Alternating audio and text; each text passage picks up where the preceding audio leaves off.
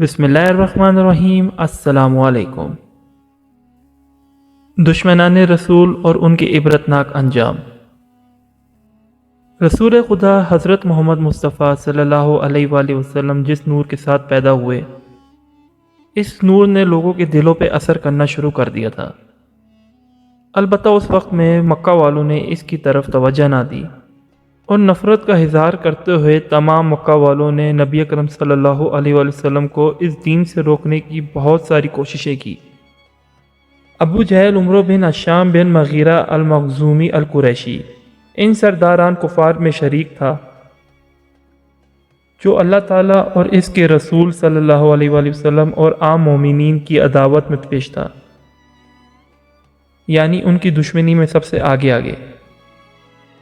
لہذا یہ دنیا اور آخرت میں برباد ہوا اور اس کا شمار فرعون کے ساتھ کیا جاتا ہے، بلکہ رسول اللہ صلی اللہ علیہ وآلہ وسلم کے ارشاد کے مطابق یہ اس امت کا فرعون تھا۔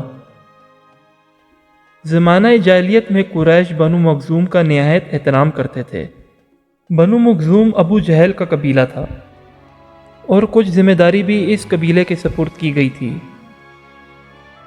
مکہ مکرمہ میں ہاشم بن مغیرہ ابو جہل کے والد کی اچھی شہرت تھی، کیونکہ وہ بنی مخزوم اور قریش کے سرداروں میں شمار ہوتے تھے۔ لوگوں کے ساتھ صلہ رحمی کرنا، انہیں کھانا کھلانا اور ان کی مدد کرنا، ان سب کاموں میں وہ آگے رہتے تھے۔ ایک دفعہ مکہ میں اعلان کیا گیا کہ لوگوں اپنے آقا کے جنازے میں شرکت کرو۔ قریش ہاشم کی موت کو ایک تاریخی ثانیہ قرار دیتی ہے، بلکہ وہ اس تاریخی دن کو بہت زیادہ عزت و احترام سے مانتے تھے۔ عمرو بن ہشام ابو جہل اس کا بیٹا تھا۔ ایک دفعہ بنی سلیم کے دو آدمیوں نے ایک ایسا قصہ بیان کیا جس سے ابو جہل کے غرور، تکبر اور اس کی سستی شہرت کرنے کی طالب و جستجو کا اندازہ ہوتا ہے۔ ان آدمیوں کا کہنا تھا کہ ایک سال ہم عمرے کی نیت سے مکہ مکرمہ گئے، وہاں ہم نے کسی کو خرید و فروخت کرتے ہوئے دیکھا اور نہ ہی ہمیں کوئی مہمان خانہ نظر آیا اور نہ کسی شخص کو کسی کی مہمان نوازی کرتے ہوئے دیکھا۔ ہم مسجد الحرام میں بیٹھے ہوئے تھے، کچھ لوگوں کو وہاں سے گزرتے ہوئے دیکھا۔ ہم نے پوچھا یہ لوگ کہاں جا رہے ہیں؟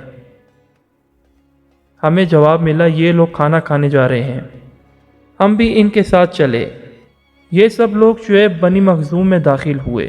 وہاں ایک عظیم عالیشان مقام دیکھا، اس کے اندر ایک شاندار گھر بنا ہوا تھا۔ اس مقام کے دو دروازے تھے۔ اچانک ایک عجیب سا آدمی ظاہر ہوا اور اس نے ہمیں دیکھتے ساتھ ہی اندر آنے کی دعوت دی اور ہمارے لیے ایک تخت سجایا۔ وہاں بہت سے لوگوں کا ہجوم جمع تھا جن کے سامنے عالیشان قسم کے کھانے لگے ہوئے تھے اور وہ سارے نوش فرما رہے تھے۔ ہمیں یہ سب دیکھ کے بہت حیرت ہوئی تو ہم نے دیکھا ایک دور آدمی ایک بڑے سے تخت پر بیٹھ کر کھانا کھا رہا تھا۔ اس کا تخت بہت ہی عالیشان اور کپڑے انتہائی قیمتی پہنے ہوئے تھے۔ تو ہم نے لوگوں سے پوچھا یہ کون ہے؟ تو انہوں نے کہا عمرو بن ہشام یعنی کہ ابو جہل ہے۔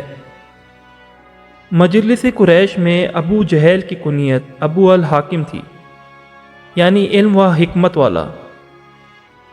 اہل مکہ اور قریش کے یہاں اچھے اور صحیح مشورے دینے والا اور حیثیت سے مشہور تھا۔ لیکن ظہور اسلام کے بعد اس کی یہ کنیت ابو جہل میں تبدیل ہو گئی۔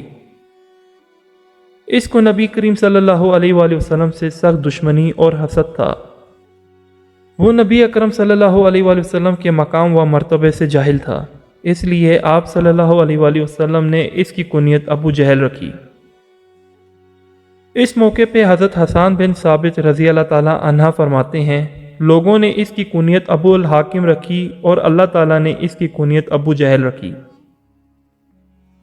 بہرحال آپ صلی اللہ علیہ وآلہ وسلم نے جو اس کی کنیت ابو الحاکم کے بجائے ابو جہل رکھی تو لفظ کی ضلالت اپنی جگہ پر بالکل صحیح ہے۔ تمام مخلوقات میں یہ شخص اس کنیت کا زیادہ حقدار تھا۔ نبی اکرم صلی اللہ علیہ وآلہ وسلم شرافت پر ضلالت کرنے والے لفظ کا استعمال نااہل کے حق میں کرنے کو پسند نہیں فرماتے تھے۔ ابو داؤد شریف میں حدیث ہے کہ نبی اکرم صلی اللہ علیہ وآلہ وسلم نے کسی کا بھی نام ابو الحاکم رکھنے سے منع کیا ہے۔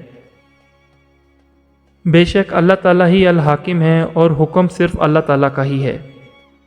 اسی طرح نبی اکرم صلی اللہ علیہ وآلہ وسلم سے مروی ہے، جس نے ابو جہل کو ابو الحاکم کہا تو اس نے گناہ کا ارادہ کیا اور اسے توبہ کرنی چاہیے۔ اسی طرح عبد المطلب اور ان کی اولادوں کو مکہ مکرمہ والوں نے بہت عزت و احترام سے نوازا ہوا تھا۔ عبد المطلب کی اولاد یعنی کہ ان کے بیٹے عبداللہ اور ان کے بیٹے حضرت محمد صلی اللہ علیہ وآلہ وسلم ایک خوبصورت اور اعلیٰ نسل سے ظاہر ہوئے ہیں۔ خوبصورت چہرہ اور باکمال شکل و صورت، نہایت ہی بھولے لگتے تھے۔ ایک دفعہ اویس ابو جہل کے پاس گیا اور اس سے کہا، اے ابو الحاکم، یہ شخص کون ہے اور ان کے ارد گرد یہ کون لوگ ہیں؟ خدا کی قسم، میں نے اس سے پہلے ان سے زیادہ خوبصورت، دراز قد اور کامل شیخ، اسی طرح ان کی اولاد جیسی فضاحت اور خوبصورتی کو کبھی نہیں دیکھا۔ ابو جہل کا دل غصے سے پھٹ رہا تھا۔ اس نے جواب دیا، آخر تم نے اس کو کہاں دیکھ لیا؟ یہ عبد المطلب اور اس کی اولاد ہے۔ قریش کے دل میں شروع سے اس شخص کے لیے کوئی عزت و احترام نہیں ہے، لہٰذا اللہ تعالیٰ اسے باقی ہی نہ رکھے۔ ابو جہل کے دل میں حسد کا مسلسل اضافہ ہو رہا تھا کہ اسی دوران اللہ تعالیٰ نے ہدایت اور دین حق دے کے حضرت محمد صلی اللہ علیہ وآلہ وسلم کو ظاہر فرمایا، چونکہ ابو جہل نے اسلام کے خلاف بدترین سازشیں شروع کر دی تھی، جس کی وجہ سے اس کو مکہ میں کفر کا سردار سمجھا جانے لگا اور دنیا میں اسے بدبخت دشمن کی شہرت حاصل ہوئی۔ حضرت عبداللہ بن مسعود رضی اللہ تعالیٰ عنہ فرماتے ہیں، قریش کے ان قبیلوں میں اللہ تعالیٰ اور اس کے رسول کا کافروں کے سرداروں کے سردار ابو جہل بن ہاشم سے بڑھ کر کوئی دشمن نہ تھا۔ جب اسلام کا ظہور ہوا تو اسلام کے سب سے بڑے دشمن آل مغیرہ بن گئے، اسلام کو نقصان پہنچانے کے لیے موقع تلاش کرتے رہتے تھے۔ ان لوگوں میں سب سے خبیث شخص ابو جہل تھا، کیونکہ اسلام نے اس کی عزت و شہرت کی اینٹ سے اینٹ بجا کے رکھ دی تھی۔ اس کے تکبر و سخت رویے پر زور کا تماچا مارا تھا، اس کے سارے کیے کرائے پر پانی پھر گیا تھا، اس کی قوم اور عزت ایک تماشا بن کے رہ گئی تھی۔ ایک مرتبہ رات کو نماز پڑھتے ہوئے آپ صلی اللہ علیہ وآلہ وسلم کی تلاوت سننے کے بعد اخنس بن شریک اور دیگر مشرکین سے گفتگو کرتے ہوئے ابو جہل نے اپنے وہ جملے کہے تھے جس سے معلوم ہوتا ہے کہ اسے اسلام سے کتنی حسد ہے۔ اس نے کہا، ایک عرصے سے ہمارے اور بنو عبد المناف کے درمیان جھگڑا چل رہا ہے۔ انہوں نے اگر لوگوں کو کھانا کھلایا تو ہم نے بھی تو کھانا کھلایا تھا، انہوں نے اگر لوگوں کا بوجھ اٹھایا تو ہم نے بھی تو اٹھایا تھا،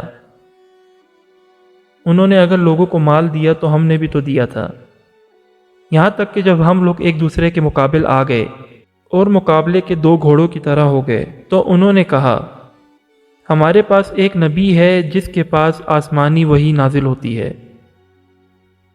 اب ہم اس چیز کو کیسے حاصل کریں؟ خدا کی قسم، ہم کبھی بھی ان پر ایمان نہیں لائیں گے اور نہ ان کی تصدیق کریں گے۔ ایسے ہی ایک دن ابو جہل اور عام قریش پر اس وقت مصیبت کا پہاڑ آ کھڑا ہوا جب اسلام اپنی صف میں ایک ایسا نوجوان کھینچ لایا جو قریش کو بہت زیادہ عزیز تھا، جس نے شریک و بت پرستی کے لشکروں کو غزوہ بدر میں تربدر کر دیا تھا۔ بہت ہی زیادہ بہادر، طاقتور، تیز رفتاری میں سب سے آگے تھے۔ ان کا نام حمزہ بن عبد المطلب ہے، شیر خدا اور رسول اللہ صلی اللہ علیہ وآلہ وسلم کے چچا اور رضائی بھائی بھی تھے۔ آپ صلی اللہ علیہ وآلہ وسلم کے خالہ زاد بھائی بھی تھے، کیونکہ حضرت امیر حمزہ کی والدہ اہلیہ نبی اکرم صلی اللہ علیہ وآلہ وسلم کی والدہ آمنہ بنت وہاب کی چچا زاد بہن تھی۔ حضرت امیر حمزہ رضی اللہ تعالیٰ عنہ کی اسلام لانے کی یہ بھی وجہ تھی کہ ایک مرتبہ بدبخت ابو جہل نے نبی اکرم صلی اللہ علیہ وسلم کو تکلیف پہنچائی، آپ صلی اللہ علیہ وآلہ وسلم کی شان میں گستاخی کی۔ اس وقت حضرت امیر حمزہ رضی اللہ تعالیٰ عنہ جبل صفا کے پاس بیٹھے ہوئے تھے۔ صفیہ بنت عبد المطلب کی لونڈی سلیمہ نے آ کر حضرت امیر حمزہ رضی اللہ تعالیٰ عنہ کو ساری باتیں بتا ڈالی۔ کچھ ہی دیر پہلے حضرت امیر حمزہ رضی اللہ تعالیٰ عنہ شکار کھیل کر وہاں پر آرام کی غرض سے بیٹھے ہوئے تھے۔ انہوں نے جب سلمہ کی باتیں سنی تو ایک دم غضبناک ہو گئے اور شدید غصے کے عالم میں دوڑتے ہوئے ابو جہل کی طرف بڑھے اور اسے اٹھا کر زمین پر پٹک دیا۔ پھر اس کے سرانے بیٹھ کر گمان سے اس کے سر پر ایک شدید ضرب لگائی جس سے ابو جہل کا سر پھٹ گیا۔ پھر فرمایا، کیا تم محمد صلی اللہ علیہ وآلہ وسلم کو گالی دیتے ہو؟ تمہیں معلوم نہیں ہے کہ میں بھی ان کے دین پر ہوں، میں بھی وہی کہتا ہوں جو محمد صلی اللہ علیہ وآلہ وسلم کہتے ہیں۔ تمہارے اندر اگر اتنی طاقت ہے تو میرے حملے کا جواب دو۔ ابو جہل کی برادری بنو مخزوم کے کچھ لوگ اس کی مدد کے لیے کھڑے ہوئے۔ ابو جہل نے ان سے کہا، امارہ کے ابا حضرت امیر حمزہ رضی اللہ تعالیٰ عنہ کی کنیت کو چھوڑ دو، کیونکہ خدا کی قسم میں نے ان کے بھتیجے کو بہت بری گالی دی ہے۔ اس طرح ابو جہل حضرت امیر حمزہ رضی اللہ تعالیٰ عنہ کے اسلام لانے کا بلا واسطہ سبب بن گیا۔ ان کا اسلام لانا مسلمانوں کے لیے باعث عزت و شرف تھا، جبکہ نبی اکرم صلی اللہ علیہ وآلہ وسلم کے لیے قوت و حمایت کا باعث بنے۔ قریش حضرت امیر حمزہ رضی اللہ تعالیٰ عنہ کے اسلام لانے پر بڑے خوفزدہ ہو گئے۔ حضرت امیر حمزہ نے ان کے غرور اور تکبر کو خاک میں ملا دیا۔ حضرت امیر حمزہ کے اسلام لانے کے صرف 3 دن بعد حضرت عمر بن خطاب بھی مسلمان ہو گئے۔ حضرت عمر رضی اللہ تعالیٰ عنہ کے اسلام لانے کا سبب بھی ابو جہل ہی تھا، جس کی وجہ سے اس کے غضب اور نامرادی میں اضافہ ہو گیا۔ ابو جہل لوگوں کو نبی اکرم صلی اللہ علیہ وآلہ وسلم کو قتل کرنے کی ترغیب دیتا رہتا تھا۔ حضرت عمر رضی اللہ تعالیٰ عنہ بھی ان لوگوں میں سے تھے جن کو ابو جہل قتل کرنے کی ترغیب دیتا تھا، اور نبی کریم صلی اللہ علیہ وآلہ وسلم کی اس دعا کو اللہ تعالیٰ نے قبول فرمایا، اے اللہ عمر بن خطاب کے ذریعے اسلام کو روشن فرما۔ لیکن حضرت عمر رضی اللہ تعالیٰ عنہ کے اسلام لانے پر ابو جہل نے کیا موقف اختیار کیا؟ روایت سے معلوم ہوتا ہے کہ جس رات حضرت عمر رضی اللہ تعالیٰ عنہ اسلام لائے، اسی رات انہوں نے سوچا کہ مکہ والوں میں نبی اکرم صلی اللہ علیہ وآلہ وسلم کا سب سے بڑا دشمن کون ہے؟ حضرت عمر رضی اللہ تعالیٰ عنہ فرماتے ہیں، صبح میں ابو جہل کے پاس آیا اور اس کے دروازے پر زور سے مارا۔ ابو جہل گھر سے نکلا اور اس نے کہا، خوش آمدید، اے بھانجے، کس کام سے آئے ہو؟ میں نے جواب دیا، میں تمہیں یہ بتلانے آیا ہوں، میں اللہ اور اس کے رسول محمد صلی اللہ علیہ وآلہ وسلم پر ایمان لے آیا ہوں اور ان کی باتوں کو تصدیق کر لیا ہے۔ حضرت عمر رضی اللہ تعالیٰ عنہ فرماتے ہیں، اس نے دروازہ میرے منہ پہ مارا اور کہا، تیرا برا ہوا اور اس رسالت کا بھی برا ہوا جس کا پیغام تو میرے پاس لے کر آیا ہے۔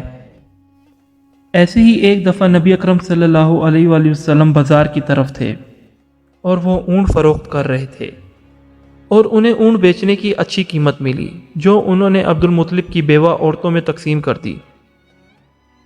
یہ سب کچھ ہوا اور وہاں بازار میں ایک طرف ابو جہل بیٹھا ہوا یہ سب دیکھتا رہا، مگر ایک لفظ نہیں بولا۔ اس کے بعد نبی اکرم صلی اللہ علیہ وآلہ وسلم ابو جہل کے پاس آئے اور اسے فرمایا، خبردار عمرو، ابو جہل کا اصل نام عمرو تھا، اگر تم نے آئندہ ایسی حرکت کی تو بہت سختی سے پیش آؤں گا۔ یہ سن کر ابو جہل جلدی سے بولا، محمد، میں آئندہ ایسا نہیں کروں گا۔ ایسے ہی ابو جہل نے اسلام کو برباد کرنے کے کئی موقع تلاش کیے جس سے اسلام کو اور محمد صلی اللہ علیہ وآلہ وسلم کو تکلیف پہنچے۔ ایسے ہی ایک دفعہ حضرت آسیہ رضی اللہ تعالیٰ عنہ جو اسلام کی پہلی شہید عورت تھی، ابو جہل کے بہت زیادہ اصرار کرنے کے بعد بھی انہوں نے اس کا مذہب اختیار نہیں کیا، اور وہ ایک ہی مذہب میں رہی جو محمد صلی اللہ علیہ وآلہ وسلم ان کے بیچ لے کر آئے تھے۔ ابو جہل نے اپنی انا کے چلتے اس عورت کو قتل کر دیا اور اس کے شوہر اور بیٹے کو بھی، جو مکہ میں پہلی شہید فیملی تھی۔ ابو جہل وہ بدبخت انسان تھا جس نے نہ بوڑھوں کو چھوڑا، نہ جوانوں کو، نہ بچوں کو جو اسلام کی طرف تھے۔ یہ اتنا منافق آدمی تھا کہ اس نے اپنے ستیلے بھائی اور اپنے چچا زاد کو بھی نہ چھوڑا۔ وقت کے چلتے ابو جہل اور اس کی بربختی اس کو اس کے انجام تک لے ہی آئی۔ جب اس کی موت جنگ بدر کے میدان میں ہوئی، حضرت معاذ ابن عمرو کہتے ہیں کہ جنگ کے دوران میں نے دیکھا کہ ابو جہل کو بہت سے لوگ اپنی حفاظت میں لیے ہوئے ہیں، اور اس کی چاروں طرف لوگ گھیرا ڈال کے کھڑے ہیں۔ وہ لوگ کہہ رہے تھے کہ ابو الحاکم یعنی ابو جہل کے پاس تک کوئی پہنچ نہیں پائے گا۔ حضرت معاذ اور حضرت معوذ کہتے ہیں کہ ہم حضرت عبد الرحمن بن عوف کی طرف گئے اور ان سے پوچھا کہ ابو جہل کون ہے۔ انہوں نے جیسی اشارہ کیا کہ وہ لوگوں کے ہجوم میں کھڑا ہے، تو عبد الرحمن ابن عوف فرماتے ہیں کہ میں نے خالی پلک ہی جب کی تو یہ دونوں دوڑ لگاتے ہوئے اس طرف جا رہے تھے، اور ابو جہل کی پنڈلی پر تلوار کا ایک زوردار حملہ کیا اور اس کی پنڈلی کاٹ ڈالی۔ خدا کی قسم میں نے جب اس کی پنڈلی پر ایک زوردار دھار لگائی تو بالکل ایسے ہی لگا جیسے کھجور کی گٹلی کٹ کر گر جاتی ہے۔ اس کے بعد جب ابو جہل سخت زخمی حالت میں تھا تو حضرت معاذ رضی اللہ تعالی عنہ اس کے پاس سے گزرے اور انہوں نے اس پر زوردار وار کر کے اسے گرا دیا۔ اس کو مردہ سمجھ کے وہاں چھوڑ گئے، مگر ابو جہل میں ابھی بھی زندگی باقی تھی۔ بعض روایتوں میں یہ ہے کہ معاذ نے ان پر حملہ کیا اور وہ ٹھنڈا ہو گیا، مگر اس سے کوئی شبہ نہیں ہونا چاہیے، کیونکہ اس کا مطلب یہ ہو سکتا ہے کہ وہ مردوں کی طرح گر پڑا۔ حضرت عبداللہ ابن مسعود رضی اللہ تعالیٰ عنہ فرماتے ہیں کہ جنگ ختم ہونے کے بعد تلاش کیا تو اسے ایک جگہ پڑا ہوا پایا، اس میں جان باقی تھی۔ میں نے اسے پہچان لیا اور اپنے پیر اس کی گردن پر رکھ کر اسے کہا، اے خدا کے دشمن، کیا تجھے خدا نے رسوا نہیں کر دیا؟ یہ بدر کا وہی مقام ہے جہاں ابو جہل اور بہت سارے کافروں کو جہنم واصل کیا گیا، اور آپ صلی اللہ علیہ وآلہ وسلم کا فرمان ہے کہ ابو جہل اس امت کا فرعون تھا، اور اسے اللہ تعالیٰ نے دونوں جہانوں میں ذلیل و رسوا کیا، اور اس کی بہت بری موت بھی ہوئی۔ آج بھی بدر میں وہ مقام شامل ہے جہاں اس کی لاش کو پھینکا گیا اور جہاں سے آج بہت ہی گندی سمیل آتی ہے۔ ابو لہب بن عبد المطلب دشمنان رسول میں ان کا بھی بہت بڑا نام تھا۔ جس وقت اللہ تعالیٰ نے نبی اکرم صلی اللہ علیہ وآلہ وسلم کو پیدا فرمایا، اس وقت آپ صلی اللہ علیہ وآلہ وسلم کے 4 چاچا حیات تھے۔ ان کے نام امیر حمزہ، عباس، ابو مطلب اور ابو لہب ہے۔ ان میں سے 2 چچا آپ صلی اللہ علیہ وآلہ وسلم کی پیروی کرتے تھے اور 2 چچا ان کا انکار کرتے تھے۔ آپ صلی اللہ علیہ وآلہ وسلم کے ان 4 چچاؤں کے اوصاف کے متعلق حضرت ابو سعید خدری رضی اللہ تعالیٰ عنہ سے روایت ہے کہ نبی اکرم صلی اللہ علیہ وآلہ وسلم کا ارشاد مبارک ہے کہ جس وقت اللہ پاک نے مجھے عزت بخشی اس ٹائم میرے 4 چچا حیات تھے۔ ایک حضرت عباس رضی اللہ تعالیٰ عنہ، ان کی کنیت ابو الفضل تھی جو کہ دین حق پر تھے۔ ایک حضرت امیر حمزہ رضی اللہ تعالیٰ عنہ تھے، ان کی کنیت ابو یالی تھی جو دنیا اور آخرت میں ایک مرتبے پہ فائز ہیں۔ ایک عبد العزیز تھی، ان کی کنیت ابو لہب تھی۔ اس کو اللہ نے آگ پر داخل کیا اور آگ کو خوب بھڑکایا۔ ایک عبد المناف تھے، ان کی کنیت ابو طالب تھی جو آپ صلی اللہ علیہ وآلہ وسلم کے ساتھ دین حق پر تھے۔ یہ آپ صلی اللہ علیہ وآلہ وسلم کے چچا تھے۔ ابو لہب یعنی چمکدار چہرے والا، یہ بہت ہی حسین اور خوبصورت سردار ہوا کرتا تھا اور اپنے بھائیوں سے بہت ہی زیادہ محبت کرنے والا بھی تھا کہ جب نبی اکرم صلی اللہ علیہ وآلہ وسلم کی پیدائش ہوئی تو اس کی ایک لونڈی نے آ کے اس کو یہ خبر دی تو اس نے اپنی ایک انگلی کے اشارے سے اپنی لونڈی کو آزاد کیا۔ روایت میں ہے کہ آج بھی اس کی وہ انگلی قبر میں اسے آرام پہنچاتی ہے جبکہ یہ ایک شدید عذاب میں مبتلا ہے۔ صفیہ بنت عبد المطلب ایک مجلس میں حاضر تھی۔ ابو لہب بھی وہ شخص تھا جو سخت اسلام کے خلاف تھا اور ابو جہل کے ساتھ مل کر آپ صلی اللہ علیہ وآلہ وسلم کے خلاف سازشیں کرتا تھا۔ حضرت صفیہ رضی اللہ تعالیٰ عنہ جو کہ پھپھو تھی آپ صلی اللہ علیہ وآلہ وسلم کی اور ابو لہب کی بہن تھی، انہوں نے ایک دفعہ اپنے بھائی سے کہا، کیا تمہیں اپنے بھتیجے کی ذلت و رسوائی اچھی لگتی ہے؟ خدا کی قسم علم رکھنے والے مسلسل یہ کہتے ہیں عبد المطلب کی پشت سے ایک نبی پیدا ہوگا، وہ نبی یہ ہے۔ اس پر ابو لہب نے کہا، خدا کی قسم یہ غلط ہے، یہ تو صرف تمنا ہے۔ تم ایک عورت ہو اور عورتوں کی طرح ہی رہو، تمہیں مردوں کی باتوں پہ نہیں گھسنا چاہیے۔ اگر تمام قریشی ہمارے خلاف ہو گئے، ساری قوم ہمارے مخالف ہو گئی تو ان کے سامنے ہماری حیثیت کیا ہوگی؟ اس مجلس میں ابو لہب ڈرتے دھمکاتے ہوئے چلا گیا اور جاتے جاتے بتوں کی قسمیں کھا رہا تھا کہ وہ سب کچھ قربان کر دے گا اللہ کے راستے سے لوگوں کو روکنے کے لیے، ہر حرب استعمال کرے گا۔ دوسری طرف ابو طالب نے یہ ارادہ کر لیا کہ ہر حالت میں نبی اکرم صلی اللہ علیہ وآلہ وسلم کی حفاظت کریں گے۔ یہ بھی وہ شخص تھا جو بت پرستی میں بہت آگے نکل گیا تھا، اور اس نے بھی ابو جہل کی طرح بہت سی سازشیں اسلام کے خلاف جڑی۔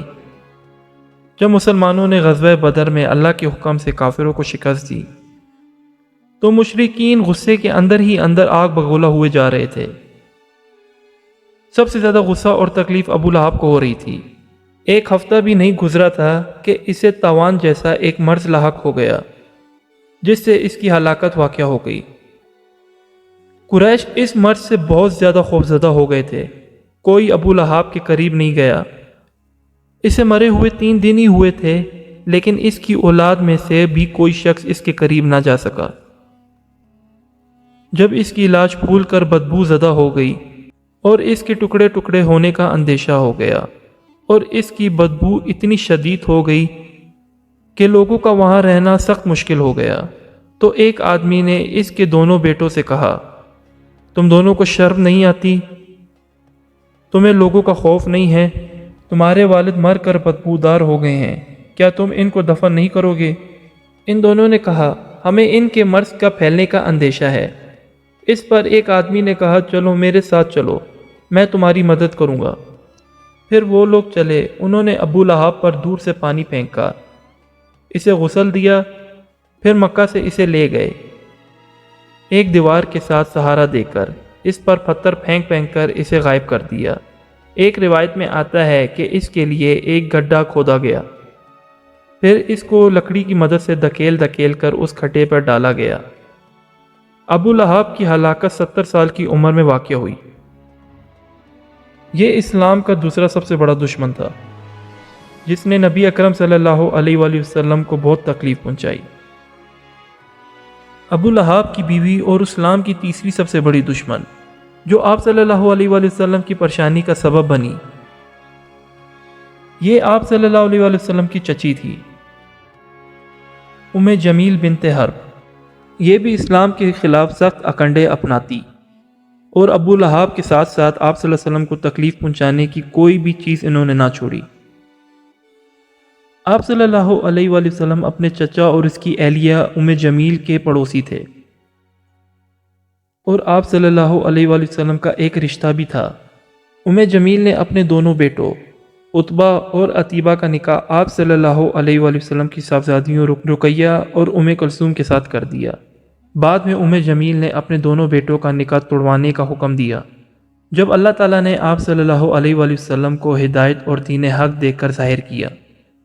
اس اقدام کا مقصد آپ صلی اللہ علیہ وآلہ وسلم کو پریشان کرنا اور آپ صلی اللہ علیہ وسلم کی حسد کی وجہ سے انہیں تکلیف پہنچانا تھا۔ یہی بات اللہ پاک نے سورہ لہب میں کچھ اس طرح سے فرمائی، تباہ ہو جائیں ابو لہب کے دونوں ہاتھ، اور وہ تباہ ہو ہی گئے، اسے کچھ کام نہ آیا، اس کا مال اور نہ اس کا کمایا۔ اب دھنسا ہے لپیٹا مارتی آگ میں، اور اس کی جورو لکڑیوں کا گھٹا سر پہ اٹھائے، اس کے گلے میں کھجور کی چھال کا رسہ۔ جب ام جمیل کو اس صورت کا علم ہوا جس میں اس کا اور اس کے شوہر کا تذکرہ تھا، تو وہ نبی اکرم صلی اللہ علیہ وآلہ وسلم کے پاس آئی۔ آپ صلی اللہ علیہ وآلہ وسلم اس وقت خانہ کعبہ کے پاس تشریف فرما تھے، اور ان کے ساتھ حضرت صدیق اکبر رضی اللہ تعالیٰ عنہ موجود تھے۔ حضرت صدیق اکبر رضی اللہ تعالیٰ عنہ نے فرمایا، یا رسول اللہ، یہ بہت زبان دراز عورت ہے، اگر آپ یہاں ٹھہرے رہے تو آپ کو اس کی بد زبانی سے تکلیف ہوگی۔ آپ صلی اللہ علیہ وآلہ وسلم نے فرمایا، وہ مجھے نہیں دیکھ سکے گی۔ چونکہ وہ عورت وہاں پہنچی تو حضرت ابو بکر صدیق رضی اللہ تعالیٰ عنہ سے کہنے لگی، اے ابو بکر، تمہارے دوست نے مجھے ذلیل کیا ہے، یعنی میری شان میں وہ بات کہی ہے جو قرآن پاک میں آیات کی صورت میں نازل ہوئی ہے۔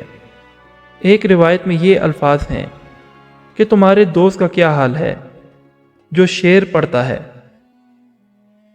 حضرت ابو بکر صدیق رضی اللہ تعالیٰ عنہ نے فرمایا، نہیں، وہ شعر نہیں کہتے۔ اور ایک روایت میں یہ لفظ ہیں کہ نہیں، اس بیت اللہ کے رب کی قسم، انہوں نے تجھے ذلیل نہیں کیا، میرے دوست شاعر نہیں ہیں، وہ تو شعر کہنا ہی نہیں جانتے۔ اس نے کہا، میرے نزدیک تم جھوٹ نہیں بولتے۔ یہ کہہ کر وہ وہاں سے واپسی ہو گئی اور یہ کہتے جاتی، قریش کے لوگ جانتے ہیں کہ میں ان کے سردار کی بیٹی ہوں۔